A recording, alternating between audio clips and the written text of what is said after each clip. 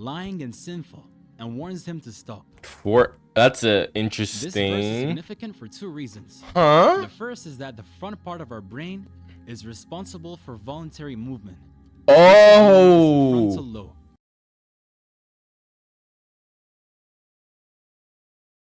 The dawn of mankind. We have sought to understand nature and our place in it. In this quest for the purpose of life, many people have turned to religion. Most religions are based on books claimed by their followers to be divinely inspired, without any proof. Islam is different because it is based upon reason and proof. There are clear signs that the Book of Islam, the Quran, is the Word of God, and we have many reasons to support this claim. There are scientific and historical facts found in the Quran which were unknown to the people at the time and have only been discovered recently by contemporary science. The Quran is in a unique style of language that cannot be replicated. This is known as the inimitability of the Quran. There are prophecies made in the Quran and by the Prophet Muhammad, peace be upon him, which have come to pass.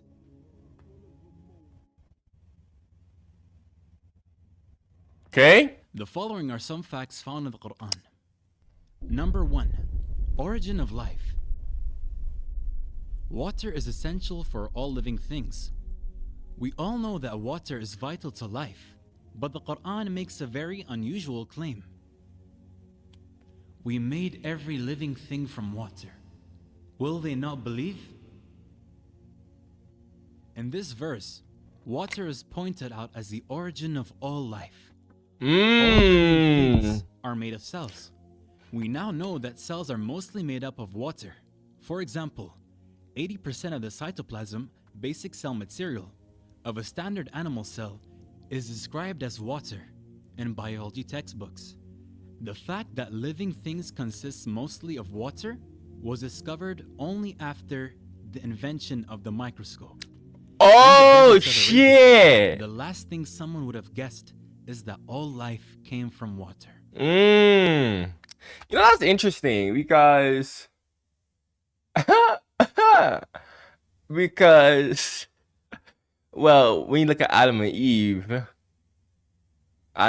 was like, the Bible talks about how man came from dust and we will return back to the dust.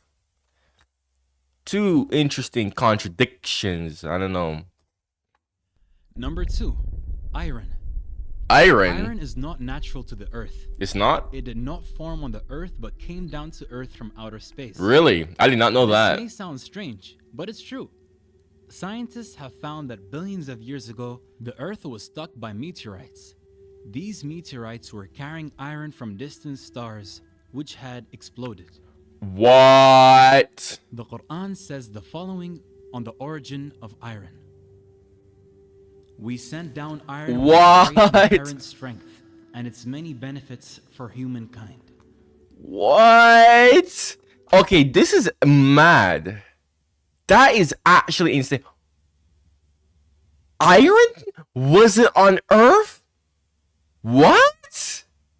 But iron is like... Iron is so common. What? God uses the words sent down for iron. It is clear from the verse that iron is not an earthly material, but was sent down for the benefit of humanity. Bruh. The fact that iron came down to earth from outer space is something which could not be known by the primitive science of the 7th century. Dude, that is mind-blowing. 3. Sky's protection. Okay. The sky plays a crucial role in protecting the earth.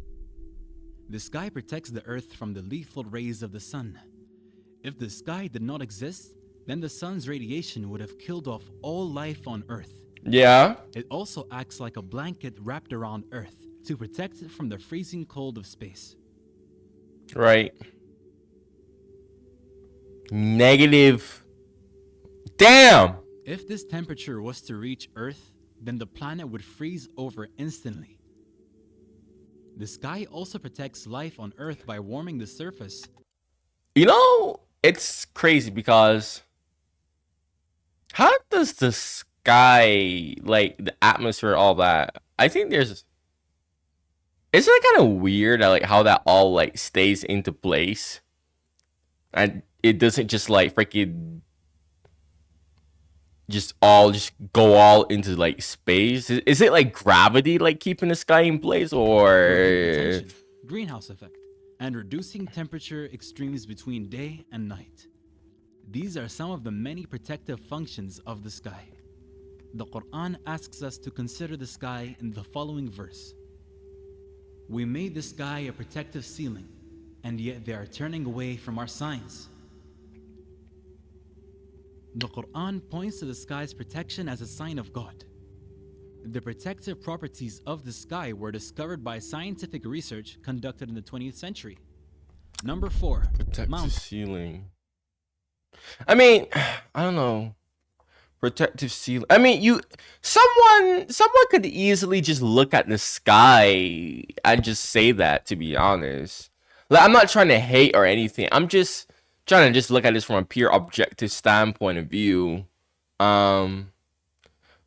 If you think I'm hating, cause some people think that I'd be like trying to hate on the Quran. That's not true. If you watch my videos enough, you would literally know that I literally said, listen to what the Quran has to say, because I do believe the Quran is a legitimate document in most things. Not everything, but most things. So whenever I hear the Quran or anything from the Quran talking, I usually just keep my ears open. So the Quran draws our attention to a very important characteristic of mountains. Did we not make the earth as a resting place and the mountains as stakes? The Quran indicates that mountains have deep roots by using the word stakes to describe them.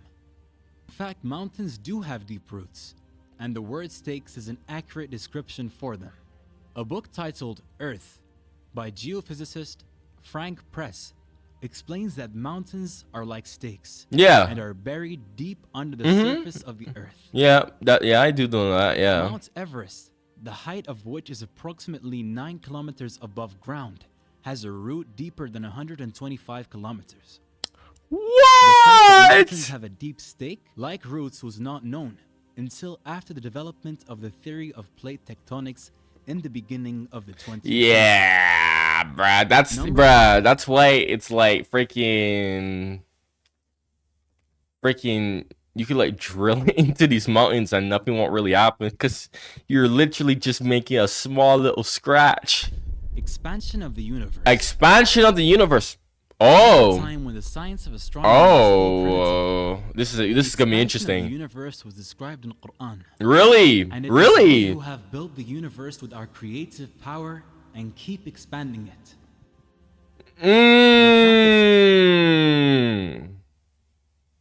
This could be interpreted in many ways. You could interpret it like that yes, the universe is expanding. You could interpret it that way. You could, however, this is the thing with the English language. I would probably have to I don't know. The thing with the English language is okay. What I'm saying is you could also interpret it in a way of expanding in it, like, okay, we made the universe and we're expanding the universe in it. That it's not literally expanding. We are simply just like expanding the creation, i.e. making more, right? Like, I created my channel, right? I created my channel, for example, and I can say, okay, I'm gonna expand my channel and expand into like different types of videos, right? Or my channel expanded like when I got my new setup, right? You know what I mean? It's like the wording is very, very, very interesting wording. You gotta keep that in mind as well. Again, I'm not just trying to hate. I'm just pointing things out that I think should be pointed out at least. So when I hear, it is we who built the universe with our creative power and keep expanding it, I think two things. Like, the universe is literally expanding and they're just creating more in the universe, right? Because you can also do that. Like, you have a village, right? You have a village and you're like, okay, we're gonna make more buildings, we're gonna make more houses, we're gonna expand this village, right? You know what I mean? Like that type of ordeal. So yeah, keep that in mind. The universe is expanding was discovered in the last century. The physicist Stephen Hawking, in his book A Brief History of Time, writes, the discovery that the universe is expanding was one of the great intellectual revolutions of the 20th century. The Quran Really? mentioned the expansion of the universe even before the invention of the telescope. Number 6. Sun's orbit. Ooh. In 1512, the astronomer Nicholas Copernicus put forward his theory that the sun is motionless at the center of the solar system and that the planets revolve around it.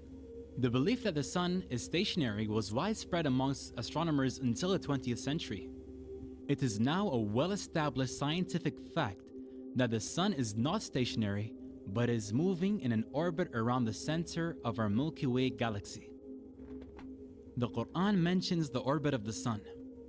It is He who created night and day, the sun and the moon, each floating in its orbit. The Quran would have been wrong according to astronomers just a couple of decades ago, but we now know that the Quranic account of the sun's motion is consistent with modern astronomy. Number 7. The ocean. The Quran uses imagery to convey its deep meanings. Here it describes the state of the unbelievers as darkness out in a deep ocean, which is covered by waves, above which are waves, above which are clouds, layers of darkness, one upon the other. When one puts out his hand therein, he can hardly see it. Those God gives no light to, they have no light. It is commonly thought that waves only occur on the surface of the ocean. However, oceanographers have discovered that there are internal waves that take place below the surface of the ocean. These waves are invisible to the human eye and can only be detected by specialist equipment. Oh, wow. Wow. I did not know that. The Quran mentions darkness in a deep ocean above which are waves. Above Whoa. which are waves and clouds above that. This description is not only remarkable because it describes the internal waves in the ocean, but also because it describes I am learning some stuff here. What the heck? Oh shit. A human being can dive no more than 70 meters without breathing equipment. Light is present at that depth, but if we go down 1,000 meters, it is completely dark. Yep. 1,400 years ago, Bruh. there were no submarines or specialist equipment to discover internal waves or their darkness deep inside the oceans. Number 8. Which is like, why does it get dark? Like, doesn't light reach like infinity? So why does it get dark? Lying in movement. Lying in movement? There was Why? a cruel, oppressive tribal leader named Abu Jahl, who lived during the time of Prophet Muhammad, peace be upon him. God revealed a verse of the Quran to warn him. No, indeed, if he does not stop, we will seize him by the forehead, his lying, sinful forehead. God does not call this person a liar, but calls his forehead, the front part of the brain, lying and sinful, and warns him to stop. That's a This verse is interesting. significant for two reasons. Huh? The first is that the front part of our brain is responsible for voluntary movement. Oh. Frontal lobe. Oh A book sh. titled Essentials of Anatomy and Physiology, which includes the results of research on the functions of Oh the my nervous system, goodness. the motivation and the foresight to plan and initiate movements occur in the anterior portion of the frontal lobes, the prefrontal area. The part of the brain that is responsible for movement is said to be seized if the man does not stop. Secondly, Numerous studies have shown that this same region, frontal lobe, is responsible for the lying function of the brain. One such study at the University of Pennsylvania, in which volunteers were asked questions during a computerized interrogation, it was found that when the volunteers were lying, there was significantly increased activity in the prefrontal and premotor cortices frontal lobe region. Yo, this is some mad. The brain is responsible for movement and lying. This is The brain mad links movement and lying to this area. crazy. These functions of the frontal lobe were discovered with medical imaging equipment, which was developed in the 20th century. Number Wow. one, for a long time, it was thought that the sense of feeling and pain was dependent on the brain. However, it has been discovered that there are pain receptors present in the skin. Without these pain receptors, a person would not be able to feel pain. Consider the following verse on pain. We shall send those who reject our revelations to the hellfire. When their skins have been burned away, we shall replace them with new ones so that they may continue to feel the pain. God is almighty, all-wise. God tells the people who reject his message that when they are in hell and their skins are burnt off so they can't feel any pain, he will give them new skins so that they continue to feel the pain. The Quran. And you know what's actually, bro, yeah, that's actually, yeah, like, yeah, when fire just burns you too much, you don't even feel nothing anymore. That is so true. I think everyone should know that. That's wow. Some people don't know that though. Some people are usually like, oh my gosh, this person was like in such a big fire. Oh, that must have been so painful. Yeah, it's so painful that your pain receptors are burnt off. So it's quite literally painful for a short period of time before your pain receptors are just burnt off and you're not even feeling anything anymore. Wow, that's actually That pain is quite dependent upon the skin. The discovery of pain receptors in the skin is a fairly recent discovery for biology. really. These are just some of the many facts found in the Quran. It is important to know that the Quran is not a book of science, but that it is consistent with science. To claim that scientific facts in the Quran are due to coincidence would be irrational. Nah. The best explanation is that God revealed this knowledge to the Prophet Muhammad. Just like the Quran contains knowledge about the natural world, it also contains information about the inner dimensions of our souls. It relates to our feelings, wants, and needs. The Quran informs us that we have a purpose in life and that following God's guidance will lead us to an inner peace in this life and paradise in the hereafter, and that rejection of His message will lead to depression in this life and hellfire after death. We shall show them our signs in the universe and within themselves, until it becomes clear to them that this is the truth. Is it not enough that your Lord is the witness of all things? That's that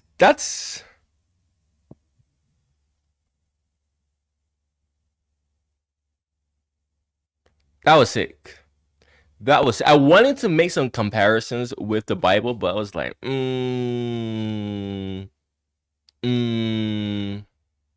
The only comparison that I decided to do was to point out the fact that the Bible does state that we came from dust and we will return to dust. But this video was really, really good. Really, really good. Like, if you know any videos like this where you would love to see my reaction or you would like to hear what I have to say, you could comment it in the comments below. Go check out my channel membership if you're an active viewer. Before you do, guys, Make sure you like and subscribe if you made it all the way this far. Turn the bell notifications on too. I'm just gonna drop the channel membership in the comments where I explain all the benefits and perks that you get. I highly recommend you check it out. Like I said, it's only 99 cents a month. But yeah, brilliant video. 10 out of 10. Another brilliant video. You guys be giving me some good videos. Like, I don't know how y'all be finding this stuff, but like, oh, that's insane, bruh. Anyways, thank you for watching and goodbye.